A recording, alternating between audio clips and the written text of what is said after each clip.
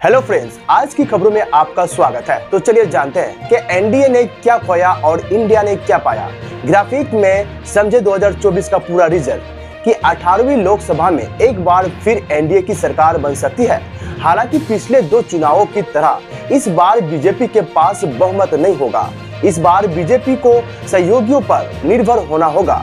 Graphic में समझे इस बार का लोकसभा चुनाव कितना खास रहा। लगभग 6 हफ्तों तक चला 18वीं लोकसभा का चुनाव खत्म हो गया है। मंगलवार को आए नतीजों में एनडीए ने बहुमत का आंकड़ा तो पार कर लिया, लेकिन बीजेपी 240 सीटें ही जीत सकी। सत्तारूढ़ एनडीए ने 291 तो विपक्षी इंडिया ब्लॉक ने 234 सीटें जीत हासिल की। इस बार सबसे बड़ा नुकसान एनडीए को हुआ।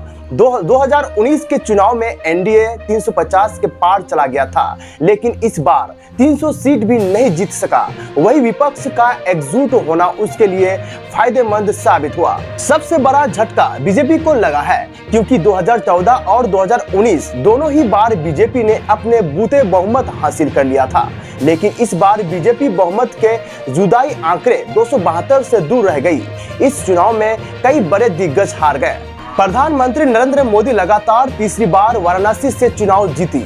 हालांकि 2014 और 2019 की तुलना में 2024 में उनकी जीत सबसे छोटी रही, लेकिन बीते दो चुनाव में तीसरे नंबर पर रहे कांग्रेस के अजय राय ने इस बार अच्छा प्रदर्शन किया।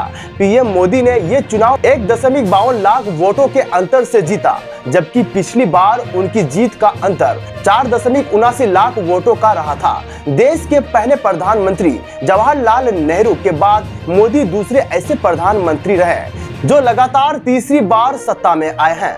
इसी तरह कांग्रेस नेता राहुल गांधी की जीत का अंतर भी 2019 के मुकाबले थोड़ा कम हुआ। 2019 में वायनाड सीट से उन्होंने 4.31 लाख वोटों के अंतर से चुनाव जीता था।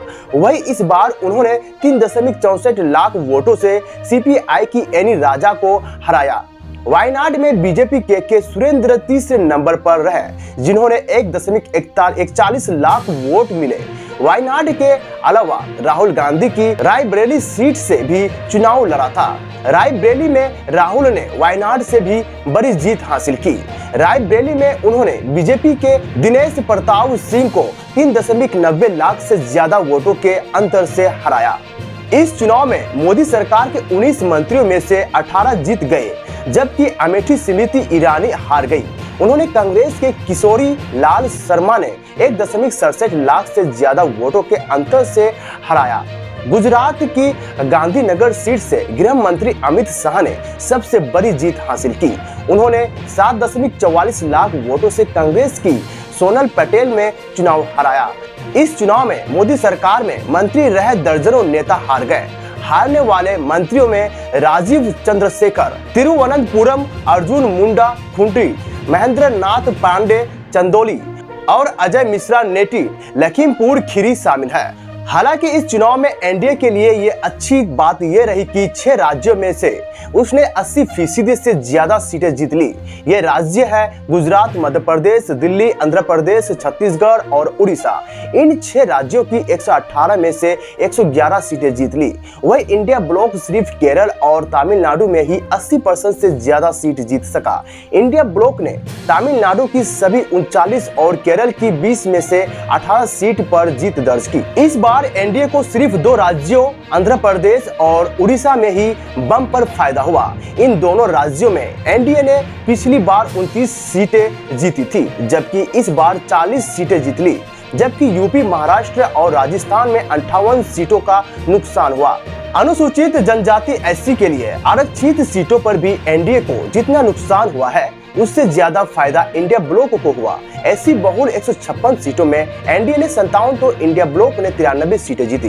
पिछले चुनाव से तुलना की जाए तो एनडीए को इससे बहुल 34 सीटें हार गई, जबकि इंडिया ब्लॉक ने 57 सीटें ज्यादा जीते।